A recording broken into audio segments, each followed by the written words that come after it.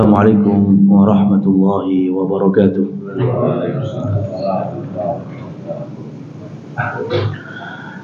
Alhamdulillahi rabbil alamin, wa bihi nasta'inuhu ala umuri dunya waddin.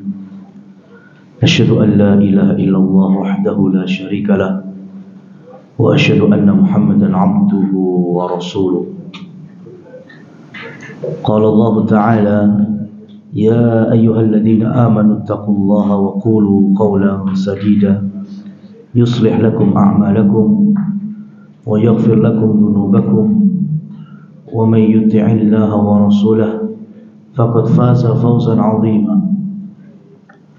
Wa ya ayyuhan nasu ittaqu rabbakumul ladzi khalaqakum min nafsin wahidah wa khalaqa minha zawjaha wa batha minhuma rijalan katsiran wa nisaa'a واتقوا الله الذي تساءلون به والأرحام إن الله كان عليكم رقيبا. Amma ba'du. Kaum muslimin jamaah sekalian yang dirahmati oleh Allah, alhamdulillah, segala pujian hanya milik Allah yang telah mengumpulkan kita dalam kebaikan majelis ilmu dalam rangka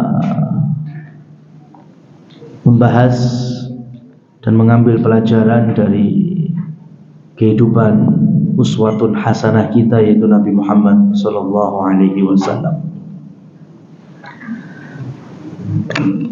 Para ikhwah wal akhwat, ketika Allah abadikan di dalam Al-Quran beberapa suku atau beberapa bangsa, termasuk diantaranya ada Quraisy.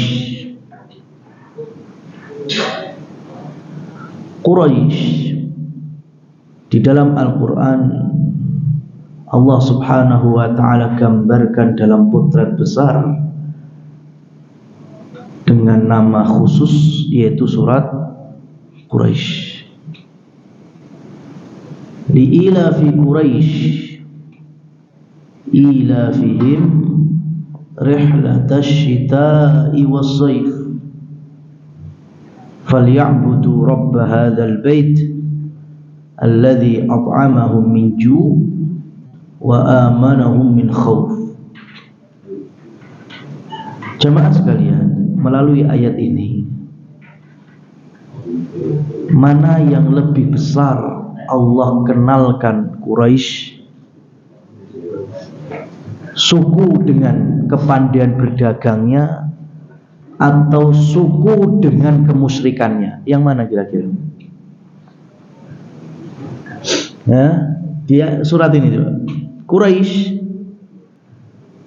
oleh Allah subhanahu wa ta'ala dikenalkan kepada hamba-hambanya, termasuk kita ini, suku yang pandai berdagangnya atau yang banyak kemusyrikannya?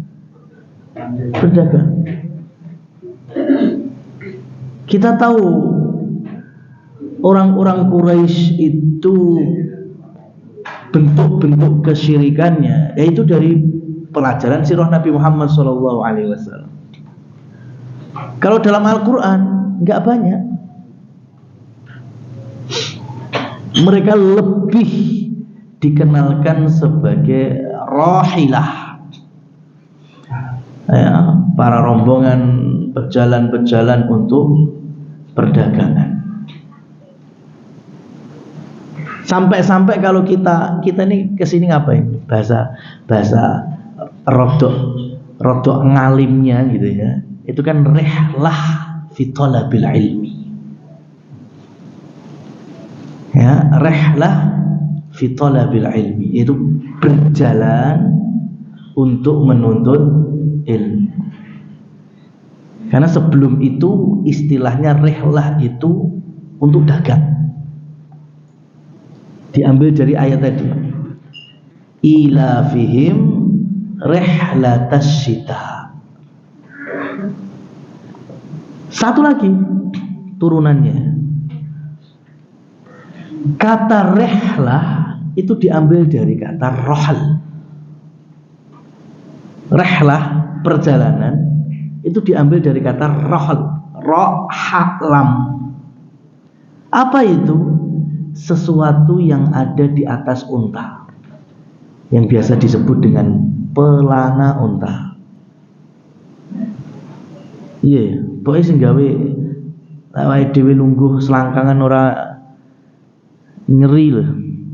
Enggak loro lek numpak unta itu apa itu namanya? Pelana kan. Lek jaran pelana, lek unta pelana juga bukan itu. Nah itu rohal itu seperti itu. Ya, makanya nanti perjalanan disebut rehlah. Ya, karena orang tuh kalau jalan panjang masa nggak bawa pelana, wah susah, kesakitan. Dan di dalam syariat kita itu juga ada kaitannya dengan rohal. Ya, dalam ibadah kita sehari-hari itu ada satu hadis yang dijadikan pendapat besar Imam Nasiruddin Albani dalam perkara apa? Sutroh sholat. Ya. Rasul Shallallahu Alaihi Wasallam menyampaikan bahwa sutrohnya makmum itu imamnya. Ya, sutroh makmum berarti sholatnya apa? Sholat apa ini? Sholat jamaah. Sutrohnya makmum adalah imam. Adapun sutrohnya imam, ya mihrabnya. Artinya ya entah itu tembok, dinding, atau ada pembatas-pembatas yang lain. Ya, Rasulullah SAW menjelaskan dalam hadisnya gini. Ya, jadi kalau makmum itu sutrohnya siapa? Imam. Jadi kalau ada imam, kemudian shaf awal, shaf 2, shaf selanjutnya berikutnya, kemudian shaf depan ada yang batal, kemudian harus ngambil wudhu atau harus keluar barisan sholat, otomatis kan jalan itu pengen keluar, bisa jadi ada di hadapan jamaah belakang-belakangnya. Jangan dihadang, mas. Ini jamaah ngarep areng aku malah ngenek nih, minggir ono dingenek nih. Nah terus kapan iso metu nih? Ya, ini nggak paham maksud dari hadis tentang sutroh. Ya, sutrohnya makmum siapa? Imam.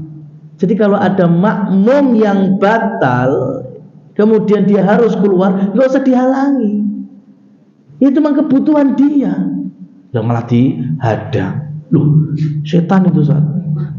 Katanya kalau kita sholat ada jalan di depan kita. Ini nggak paham hadis ini. Makanya Syekh Shalih Utsaimin rahimahullah, beliau punya pendapat dalam hal ini bagi jamaah masbuk. Jamaah masbuk itu masih makmum bukan itu? Oh, namanya aja makmum. Sebutannya aja makmum masbuk. Maka yang namanya makmum masbuk bisa jadi dia ketinggalan itu. Imam sudah salam, selesai sholat, dia harus berdiri lagi untuk melanjutkan dan menyempurnakan sisa rakaat sholatnya. Beliau rahimahullah Syekh Shalih Utsaimin berpandangan makmum masbuk namanya juga makmum, berarti masih dalam kaidah ini. Sutrohnya makmum siapa? Imam. Maka beliau berpandangan makmum masbuk itu tidak perlu geser ringiwo, geser nengen, maju mundur hanya untuk mencari sutroh. Itu pandangannya Syekh Shalih Utsaimin. Kenapa? Karena dia masih bisa berdiri di tempatnya, karena sutrohnya dia masih imamnya, meskipun imamnya sudah selesai sholat. Jadi kalau sholat jamaah seperti ini, ayo ikhwah. Berbeda kalau bicaranya sholat sendirian, sholat sunnah. Ya, maka Rasul Shallallahu Alaihi Wasallam menganjurkan kita untuk mengambil pembatas di depan kita, ya, supaya orang lain tahu kita ini sedang sholat. Jangan sampai kita berlalu lalang di depannya. Di sini ada pendapat, ketika dulu masjid nggak seperti hari ini ya, karpetan, ubin, marmer. Dulu masih pasir. Jadi ada sebagian ulama yang berpendapat di pasirnya digarisi saja, nah itu sudah bagian dari sutroh. Meskipun ini pendapat yang sedikit, pendapat yang lemah. Ya, tapi sudah dengan niat apa? Menginformasikan kalau saya sholat, saya sujud, kemudian masih ada sekian senti ya sebagai jarak digarisi. Nah ini sutroh, ini pembatasnya. Jadi kalau ada orang lewat di dalamnya, maka kita berhak menghadangnya. Ya, fa innahu qarin, dalam hadis Ibnu Huzaimah, Abu Dawud dan yang lainnya, sesungguhnya dia adalah setan atau jin qarinnya. Ya. Tapi Syalbani beliau berpendapat enggak bisa kalau cuma garis, harus ada sesuatu penanda. Ya, dan Rasul Shallallahu Alaihi Wasallam menyebutkan sutroh itu seukuran rohal. Itu tadi, ya, seukuran apa? Rohal, seukuran pelana unta tadi. Jadi antum bisa googling itu, bisa lihat di YouTube misalnya, unta pelananya itu kalau orang naik itu kan ada yang dicekel itu ya, saya di depannya itu di pelananya. Nah itu segitu, ya, paling cuma berapa senti itu, 15 ya, atau kurang lebih 10. Itu sudah cukup ditaruh di depan ya sebagai sutroh sholat bagi orang yang sunnah atau sholat sendirian. Itu kalau ada orang yang masuk ke dalamnya, nah baru dihadang. Ya. Uniknya lagi sudah nggak pakai sutroh, tapi kalau ada orang jalan di depannya dihadang lagi. Maksudnya apa terus? Ya kan? Yang namanya kita mengaplikasikan, melerai orang yang jalan di hadapan kita karena kita sudah memastikan adanya pembatas. Sampean melewati batasanku, makanya dihadang. Nah orang nggak pakai sutroh, tapi ketika ada yang lewat dihadang. Nah, ini nggak pas ya, kurang pas seperti ini. Nah, baik, kita lanjutkan bahwa masyarakat Quraisy itu dipotret dalam Al-Quran lebih banyak urusan perdagangannya, perniagaannya, bukan kesyirikannya. Kenapa? Ya karena di tahun ini, di tahun terjadinya Fathu Makkah, ya, wa ra'aitan nasa yadkhuluna fi dinillahi afwaja. Engkau saksikan wahai Muhammad, masyarakat Arab di antara yang paling besar yaitu warga Quraisy berbondong-bondong masuk Islam. Tercatat dalam sejarah 2000 bangsa Arab itu bersyahadat. Itu 2 tahun sesudah perjanjian Hudaybiyah. Bayangkan sekarang, kalau mereka di awal dakwah Nabi menghina, melecehkan, menjegal, bahkan sudah menzalimi para sahabat, membunuhnya. Itu periode Mekah seperti itu isinya. Tapi ternyata Rasul Shallallahu Alaihi Wasallam 8 tahun hijrah, kemudian mampu menaklukkan kota suci Mekah. Hasilnya masyarakat Quraisy berbondong-bondong masuk Islam. Kita tidak ada yang tahu. Yang dulunya mungkin kakek-kakeknya, bapak-bapaknya, ya, betul-betul kolot, tidak mau menerima Islam, ya, nggak mau iman, tetap pada akidah nenek moyang. Siapa sangka generasi berikutnya mengenal Islam, bahkan masuk Islam, bahkan banyak yang kemudian menjadi sahabat Nabi Muhammad SAW. Sekarang gini aja, kalau umpama Nabi SAW di usia 40 tahun jadi Nabi, kemudian lahir bayi-bayi Mekah. Nabi di Mekah berapa tahun? 13 tahun. Berarti yang bayi-bayi yang lahir bersamaan dengan diutusnya Rasul berarti umurnya juga 13 tahun.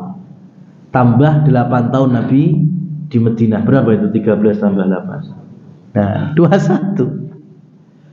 Ya kan? 21 tahun. Lah mereka inilah yang ketika Fathu Mekah, ya, generasi-generasi yang dulunya masih bayi, balita, anak-anak di masa dakwah awal Rasul Shallallahu Alaihi Wasallam itu yang kemudian menjawab ya, seruannya Rasulullah Shallallahu Alaihi Wasallam dalam Fathu Mekah.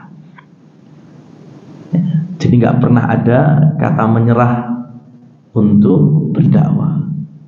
Ya mungkin bayi gak kena, bapaknya gak kena, ganti anak putune sing diculik dalam tanda petik, ya kan? Yang bisa diluruskan ya generasi berikutnya, kita optimis generasi berikutnya. Itu terjadi. Maka Al-Quran yang kita baca setiap hari itu khatam diulang-ulangi, di situ terbaca dengan jelas Quraisy itu lebih ke perdagangannya dibandingkan kemusyrikannya. Karena ujung-ujungnya banyak yang masuk Islam. Berbeda dengan bangsa yang lain, suku yang lain, ras yang lain. Ya, yang Allah Subhanahu wa taala memulai surat yang diawali dengan Maha Suci Allah. Sabbahalillah, yusabbihu lillah, subhanalladzi. Itu kan Maha Suci Allah, Maha Suci Allah. Itu kan mulai ada ayat-ayat yang mirip seperti itu dengan adanya surat Al-Isra. Ayat yang pertama itu kan subhanalladzi asra bi'abdihi lailan minal masjidil haram dan seterusnya. Peristiwa tentang Isra dan Mi'rajnya Rasulullah. Nah nanti baru itu di juz berikutnya mesti ada ayat-ayat yang mirip. Ya di juz 28 banyak sekali terkait dengan ayat-ayat berawalan tasbih. Sampai juz amma ada sabbihisma rabbikal a'la. Nah, para ahli tafsir di antara Abdullah ibnu Abbas radhiyallahu anhuma, beliau mengatakan bahwa surat Al-Isra itu punya nama lain yaitu surat Bani Israil. Surat Al-Isra itu punya sebutan lain surat Bani Israil. Nanti yang sabbahalillahi ma fis samawati wal ard itu ada salah satunya awal dari surat Al-Hasr. Kata Abdullah bin Abbas, Al-Hasr itu nama lainnya surat Bani Nadir. Siapa mereka? Yahudi Madinah. Ya. Bani Nadir, Yahudi. Nah, dari keterangan Abdullah ibnu Abbas, maka para ulama khususnya dalam bidang Quran tafsir ya di zaman-zaman berikutnya akhirnya menyimpulkan kalau Abdullah ibnu Abbas saja bisa membedakan surat ini punya nama lain surat Bani Israil, surat ini punya nama lain surat Yahudi Bani Nadir, maka hakikatnya Bani Israil dan Yahudi itu beda meskipun satu nasab. Ya, Bani Israil dengan Yahudi itu beda meskipun nasabnya sama. Sama-sama satu bapak yaitu Khalilullah Ibrahim alaihi salatu wassalam. Ya.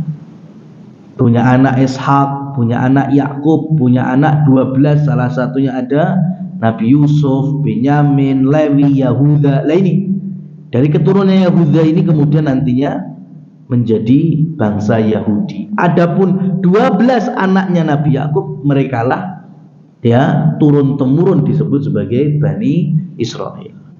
Lah apa bedanya kemudian di dalam Al-Quran? Karena pembahasan yang ada di dalam Al-Quran. Kalau Al-Quran masih nyebut Bani Israel, itu masih ada potensi kebaikan di dalamnya. Karena Nabi Musa juga disebut Bani Israel, Harun disebut Bani Israel, ya, Nabi Yusuf, ini semua itu tersebut dalam Al-Quran. Dan Allah juga sematkan mereka Bani Israel, putra-putra, anak-anak cucu dari Yakub alaihissalam. Jadi kalau disebut Bani Israel, itu masih ada baiknya. Tapi kalau dalam Al-Quran disebutnya Yahudi, kau nabi iblis, kau nabi, ya,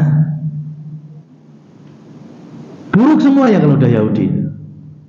Bahkan keburukannya di level atas, ya, di atasnya Nasr.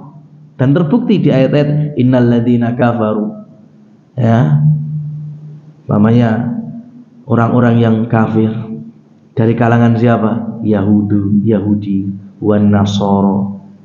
Gak pernah ada ayat yang wan Nasoro wal Yahudi, gak pernah ada. Berarti Yahudi dulu baru Nasoro. Itu dibahas oleh para ulama, menunjukkan bahwa keburukan pengerusakan Yahudi itu lebih besar, dan itu awet sampai hari ini. Kenapa? Karena Qur'annya kita baca sampai hari ini.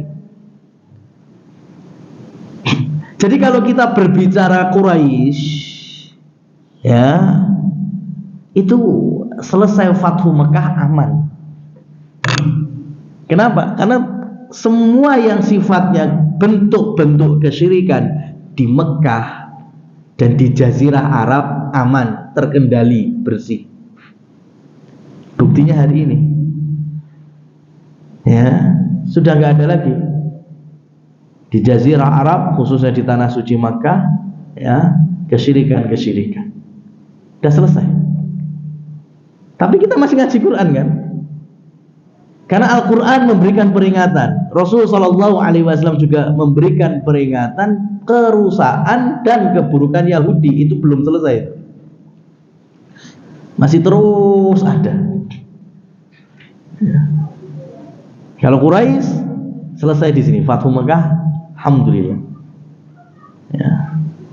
Yang awalnya negeri berhala sudah menjadi Daulatut Tauhid, Darut Tauhid, Darul Iman. Ya. Nah, jadi ada sisi perbedaan. Makanya ketika Rasulullah SAW selesai mengurusi Yahudi dengan pengusiran, baru kemudian beliau fokus betul-betul di dalam penaklukan kota Mekah. Karena beliau orang sana, tahu Mekah itu, ya, bagaimana cara memasukinya, menaklukkannya, ya. Itu namanya Rasul lahir di sana, besar di sana, ya. Jadi strategi-strateginya akan kita sampaikan pada pertemuan ini dan beberapa pertemuan selanjutnya. Baik, jamaah sekalian yang dirahmati oleh Allah, disebutkan terkait dengan detik-detik Fathu Mekah atau kemerdekaannya kota Mekah menjadi negeri tauhid. Sababuha anna Quraisyan naqadat syartan min syuruti sulhil Hudaybiyah wa sa'adu man ahadahum ala qitalin man ahadar Rasul sallallahu alaihi wasallam. Sebabnya sudah kita sampaikan, dari awalnya perjanjian yang tidak seimbang, tapi Rasul tetap sudah catat tulis, ya, Rasul stempel. Karena ini yang tidak dimiliki oleh musuh. Orang beriman itu di atas kecerdasan itu masih ada wahyu. Orang beriman, mau sekeren apapun itu makar, ya, sekeren apapun strategi, bagi orang beriman masih bisa dengan mudah dikalahkan wahyu. Buktinya ini, perjanjian Hudaybiyah. Itu orang Mekah, Quraisy, itu sudah betul-betul berpikir gimana kita masih bisa punya tempo membangun kekuatan lagi. Nah, dibikin perjanjiannya, nggak ada perang 10 tahun. Ini kan jelas merugikan kaum muslimin. Nabi mengiyakan, ya. Kemudian nggak boleh umroh sekarang, bolehnya tahun depan, cuma 3 hari nggak boleh bawa senjata. Tidak apa-apa. Yang penting kan tetap bisa umroh. Yang ketiga, jika ada orang Islam atau yang pro dengan Madinah kemudian masuk ke wilayah Mekah atau ke wilayah-wilayah yang pro Mekah, yang ada mereka tidak bisa dikembalikan ke Madinah. Terserah, mau disiksa, mau dibunuh. Dan sebaliknya, kalau sampai ada orang Mekah, berarti kan musyrik ini, atau yang pro dengan Mekah, kok masuk ke wilayah Madinah atau ke wilayah-wilayah yang pro dengan Madinah, maka Rasul wajib mengembalikannya ke Mekah. Ini jelas nggak seimbang sama sekali, tapi Rasul mengiyakan. Ini versinya orang Quraisy, wah itu udah bagus ini, mengamankan posisi kita yang sedang membangun kekuatan. Mereka lupa bahwa masyarakat Madinah itu masyarakat yang yakin akan wahyu. Karena dengan adanya perjanjian ini, Allah turunkan ayatnya, inna fatahna laka fatham mubina. Ya, Abdullah ibnu Mas'ud, Abdullah ibnu Abbas, Ubay bin Ka'ab, ya. Kemudian beberapa sahabat yang lain yang hadir dalam peristiwa Hudaybiyah ini menyampaikan, banyak orang yang mengira inna fatahna laka fatham mubina itu adalah ayat untuk penaklukan kota Mekah. Padahal kami, inna fatahna laka fatham mubina adalah ayat kemenangan di perjanjian Hudaybiyah. Padahal aslinya saling berkesinambungan ini, berurutan. Inna fatahna laka fatham mubina itu juga dipakai ketika Fathu Mekah. Apa terus maksudnya? Nah ini yang kadang dilupakan oleh banyak manusia hari ini. Sahabat itu namanya sahabat orang cerdas-cerdas ya. Jadi ketika menyampaikan ayat pertama surat Al-Fatih bagi kami yaitu kemenangan di Hudaybiyah. Bagi generasi berikutnya ya penaklukan kota Mekah. Di sini ada sudut pandang yang sedikit berbeda. Sahabat karena tahu kronologi, ya, dengan orang yang seperti kita hari ini tahunya cuma hasil. Sahabat itu dari proses sudah yakin kita akan menang. Kenapa? Karena wahyunya sudah jelas. Inna fatahna laka fatham mubina. Jadi meskipun perjanjiannya nggak seimbang, seakan-akan kita dirugikan, ya, kemudian Quraisy lebih punya waktu untuk mereka membangun lagi strategi dan kekuatan militernya, tapi karena ayat sudah turun, inna fatahna laka fatham mubina, yakin pasti menang.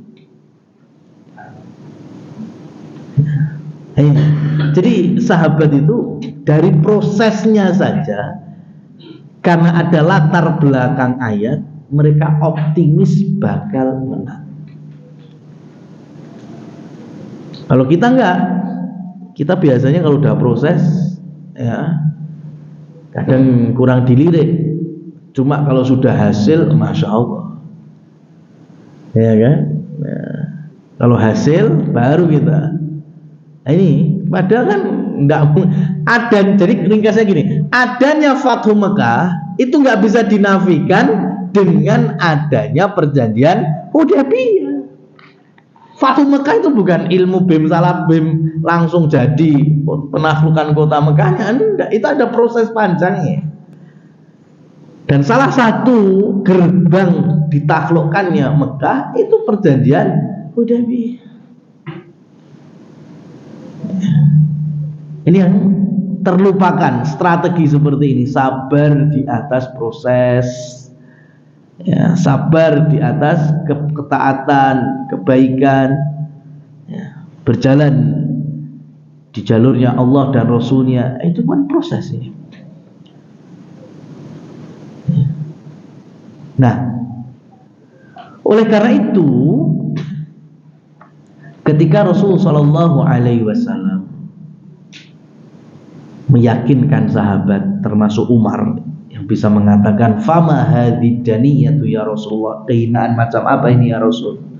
Perjanjian yang merendahkan kita kok tetap disetujui. Sudah ada wahyu kok.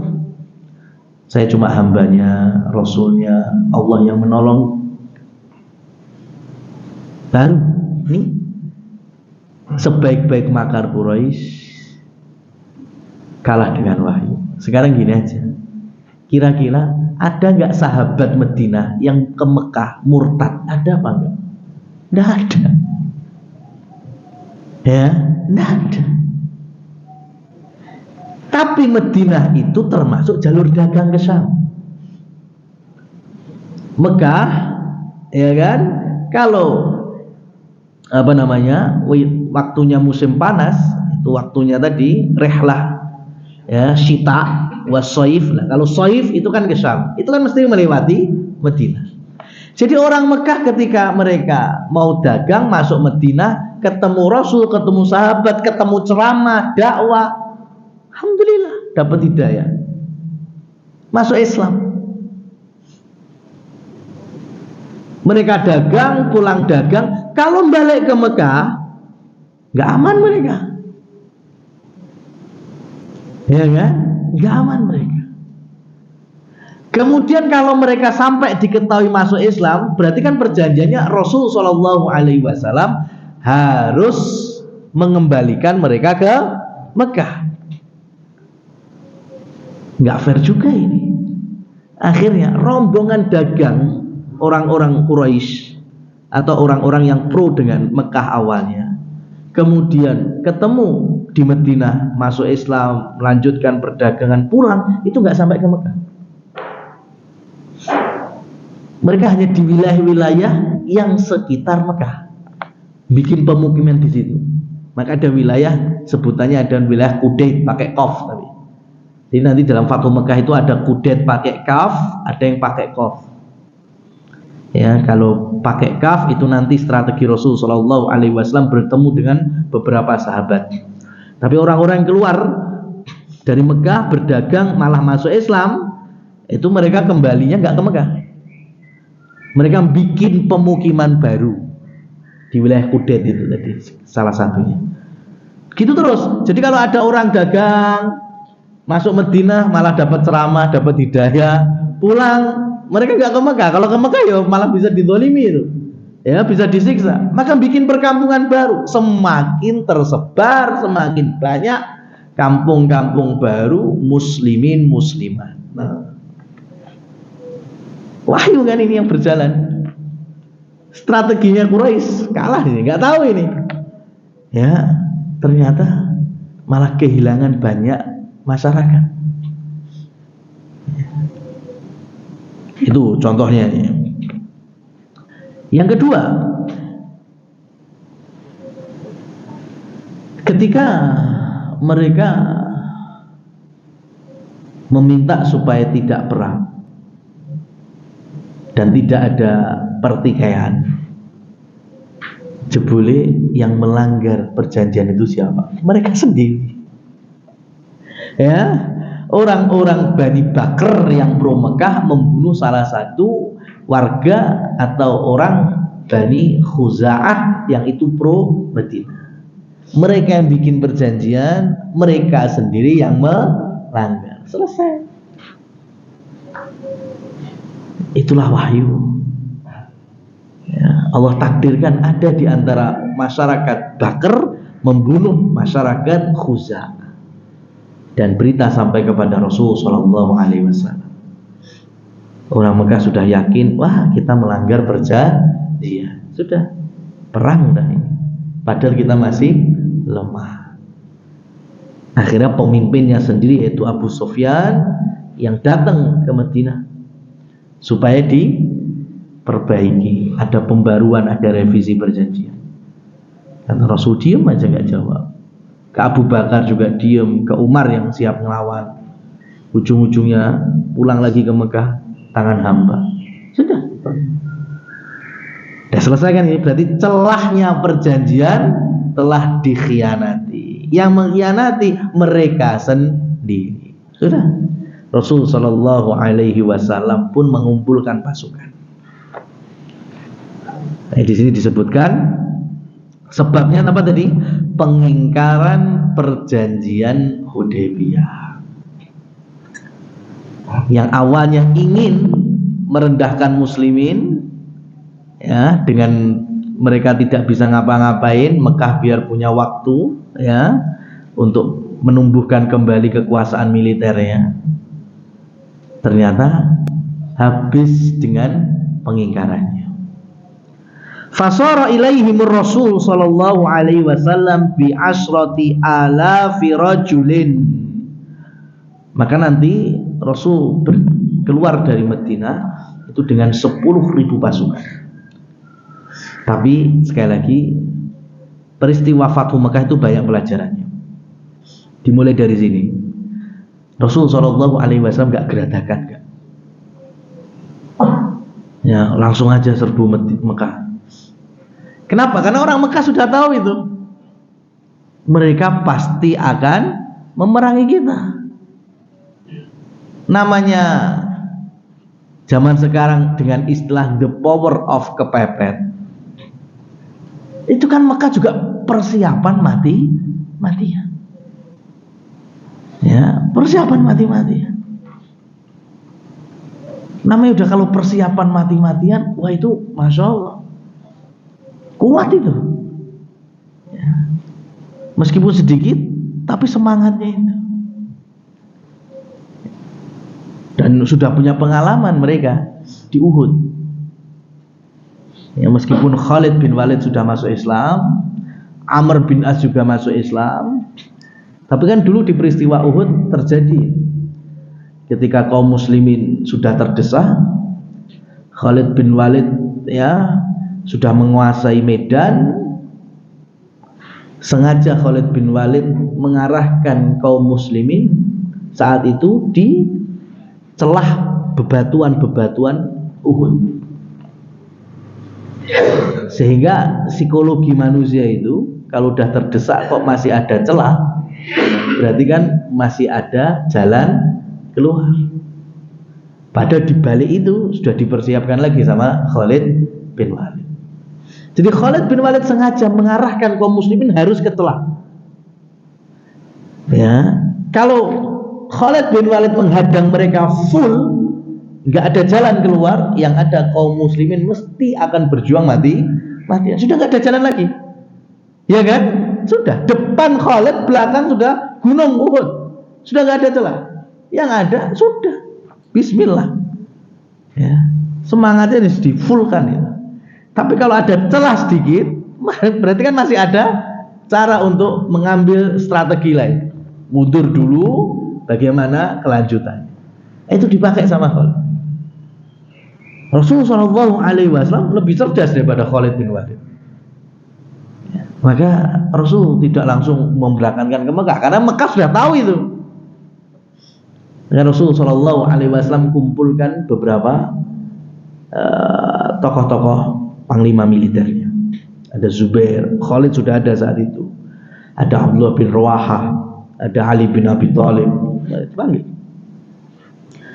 Tiba-tiba Rasul Shallallahu Alaihi Wasallam mengambil satu batalion itu sahabat, diperintahkan untuk berjalan ke arah timur. Madinah ke timur, ada wilayah namanya Kudum. Rasul di rapat kali itu memutuskan ini pasukan berangkat ke timur. Kan harusnya kalau ke Mekah kan ke selatan, ini enggak, ke timur, ke Kudum. Semua kaget. Kenapa enggak Rasul Sallallahu Alaihi Wasallam kok merintahkan ke Kudum? Ada apa di sana? Ya, nggak ada yang tahu. Cuma Rasul bilang ke Kudum. Nanti ada secercah pesan yang Rasul minta dituliskan. Yang penting nggak boleh dibuka kecuali udah sampai tujuan. Jadi prajurit yang diberangkatkan ke arah timur itu aja nggak tahu. Kesana terus nyapu aja nggak tahu. Yang ada mereka cuma sami'na wa ata'na. Ya, Nabi sudah perintahkan, jalan. Karena sahabat itu kan sekaligus prajurit itu Masya Allah sama pimpinannya taat. Dan itu menjadi konsep prajurit kaum muslimin dari zaman ke zaman itu. Ya. Sampai nanti di eranya Muhammad Al-Fatih, ya, itu kan beliau meninggal juga dalam perjalanan jihadnya itu, tapi belum tahu itu ke arah mana. Karena prajurit cuma diajak berangkat. Ya, berangkatnya kemana, lawannya siapa, atau membuka wilayah mana nggak tahu. Cuma Al-Fatih saat itu udah sakit, kemudian nanti beliau meninggal dunia. Insyaallah nggak tahu. Ya, nggak ada prajurit keponan tuh nggak ada. Ya, jadi kemana ini? Ini kemulan yang omah enak. Itu kalau kita, enak. Maka Rasulullah Shallallahu Alaihi Wasallam mengambil strategi ini. Otomatis kan telik sandi atau ya, intelijen Mekah pun tahu, oh, ternyata Muhammad mengirimkan prajuritnya ke wilayah Kudum. Mereka pun juga berpikir, kok ke Kudum? Ngapain ke Kudum? Apa ada perluasan wilayah di sana? Ya. Sehingga mereka fokusnya mulai pecah ini. Oh, berarti nggak jadi ke sini. Ya. Kemudian Rasulullah SAW memanggil Zubair, bawa pasukanmu dan nanti berada di sayap kiri, kita akan ketemu di wilayah Kudain. Khalid, sini, bawa pasukanmu, kamu nanti memimpin di sayap kanan, kemudian masuk Mekah dari arah bawah dan ketemu nanti di Hijun. Masya Allah, Rasul ya sampaikan satu tempat kepada panglima itu. Ya, termasuk Rasul Shallallahu Alaihi Wasallam nanti berjalan ke Mekah juga, masuk Mekahnya juga nggak di pintu biasanya, karena beliau sangat tahu sekali masyarakat Quraisy, ya, ini tidak bisa ditaklukkan dengan cara geratakan, tapi dengan cara mendadak dari segala sisi. Itu bingung. Itu yang tahu cuma panglima-panglimanya sih. Kalau masalah nanti masuk Mekah menaklukkannya juga belum tahu. Yang penting suruh bawa pasukan berjalan ke wilayah itu, kemudian nanti sesuai dengan arahan Rasulullah SAW. Beliau pulang, masuk rumah, kemudian berkata kepada Aisyah radhiyallahu anha untuk mempersiapkan perbekalan. Disiapkan. Abu Bakar As-Siddiq kemudian pengen mengunjungi putrinya, masuk kamarnya melihat ada persiapan perang Rasul Sallallahu Alaihi Wasallam. Abu Bakar tanya, Rasul pengen berangkat? Iya. Kemana? Nggak tahu. Strategi Rasul Sallallahu Alaihi Wasallam. Sampai Aisyah, ya, nggak tahu. Rasul berangkatnya kapan? Kemudian ya menuju Mekahnya juga kapan? Apakah cuma ngecamp di sekitarnya? Nggak ada yang tahu. Cuma melihat Abu Bakar melihat ada perbekalan itu, pulang ke rumah juga mempersiapkan bekal. Sudah itu toh. Ya, Masya Allah. Karena ini proses besar ini.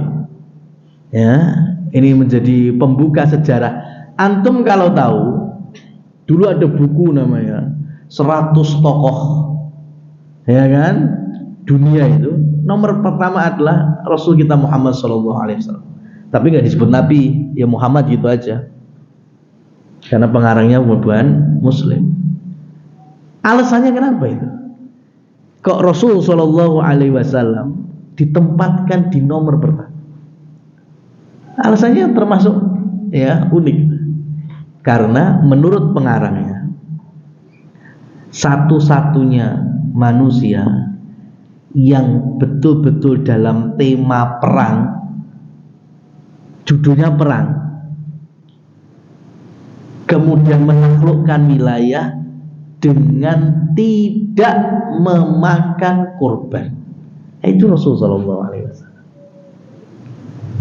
Yang namanya perang, apalagi penaklukan, apalagi dengan bahasa penjajahan, nggak mungkin kayak gini. Ya, yang ada adalah tipu daya, kezaliman, kebrutalan, semacam-macam. Karena Fathu Mekah itu kalau diterjemahkan ke bahasa yang lain, mesti nggak jauh dari penaklukan Mekah, perang kota Mekah, ya. Yang memakai bahasa Fathu itu cuma bahasa Arab aja. Fathwa diambil dari Fataha yaftah, Fathu membuka. Ya, nggak ada kata perang-perangnya, nggak ada kata menguasai, menaklukkan, nggak ada. Fathu. Tapi kalau mau diterjemah, termasuk terjemahan Indonesia aja, Fathu Mekah, kalau diterjemahkan rata-rata penaklukan, ya, penguasaan. Padahal juga nggak pas. Ya seperti inilah Islam.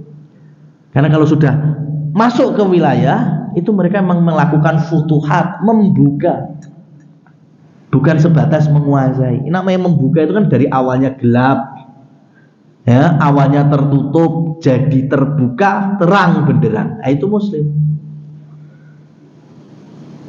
Yang awalnya mereka nggak kenal Islam, ya, gelap dengan kesyirikan, kebatilan, dibuka dengan iman, cahaya hidayah.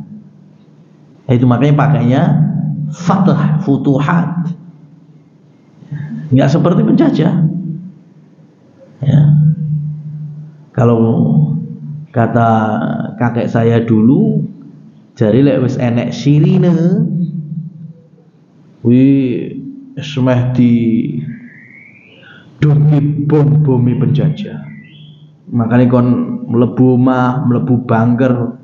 Gitu, ini ceritanya kakek saya. Padahal dengan waktu sirine yang berjalan bisa 10 menit sampai 1 jam itu, yang ada hasil bumi kita sedang diangkut. Ya, cuma bahasanya penjajah ben awake dhewe karo kon delik neng bunker.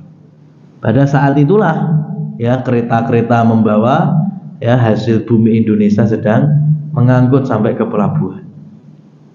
Nah, itu kan menjajah. Muslim enggak? Muslim itu membuka. Ya. Makanya tidak ada kebesaran yang sudah pernah dimasuki Islam kecuali menjadi besar dengan Islam. Contoh-contoh paling kelihatan hari ini, ya, negara Eropa Spanyol. Coba besarnya dari mana? Dari negara Eropanya enggak ada. Enggak ada. Spanyol besar itu karena pernah berabad-abad bersama Islam. Andalusia besar di situ. Islam hilang dari sana sampai hari ini Spanyol aja sudah. Enggak ada besar-besarnya. Jadi kebesarannya dimulai ketika bersama dengan Islam. Negeri manapun semuanya yang sudah kemasukan Islam, ya, itu pernah besar dengan Islam. Kalau mau besar lagi, maka jangan tinggalkan Islam wal musliminnya. Termasuk negeri kita Indonesia juga. Baik. Jadi sekali lagi strategi Rasul Shallallahu Alaihi Wasallam sampai merahasiakan sekelas kepada Aisyah. Aisyah saja nggak dikasih tahu. Ya. Ini makanya ada pepatah Arab mengatakan gini, al-haqqu bila nidhamin yaghlibuhul batilu binidhamin. Al-haqqu kebenaran bila nidhamin tanpa sistem, tanpa organisir, ya, yaghlibuhul batilu binidhamin, sering kali kalah dengan kebatilan tapi tersistem. Itu kenyataan di lapangan hari ini. Jadi kita jadi baik dok itu nggak cukup kalau hari ini, Mas. Kebaikan tanpa sistem, kebaikan nggak diorganisir, pasti akan mudah dikalahkan sama kebatilan tapi yang tersistem. Makanya kita butuh komunitas, ya, kemudian lembaga dari segala lininya. Ini salah satu organisir sistem, sehingga dampaknya bisa lebih kerasa di tengah-tengah umat. Kalau sendirian tuh kalah gitu. Ya. Baik.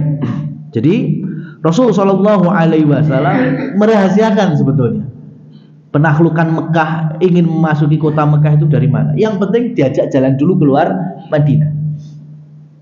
Wa kana shaiman. Lihat, Fathu Mekah itu terjadi di bulan Ramadan. Berarti kan kondisi sahabat apa? Puasa awalnya. Fa'aftara fit tariqi. Maka kemudian Rasul memerintahkan mereka untuk membatalkannya. Kenapa? Karena kita nggak tahu nih, ini nanti terjadi pertempuran atau tidak.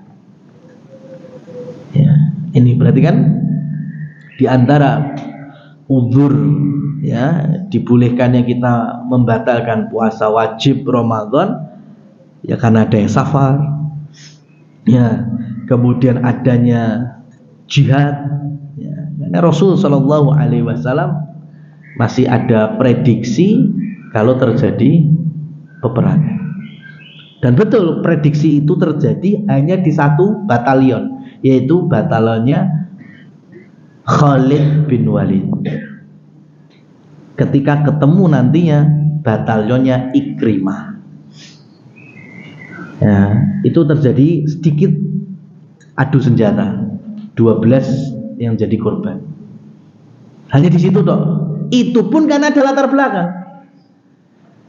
Kita harus kenal dulu Khalid, kenal dulu Ikrimah.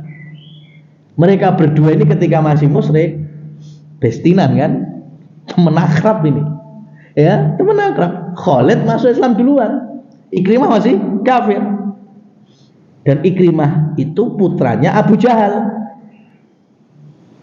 Khalid putranya Walid bin Mughirah.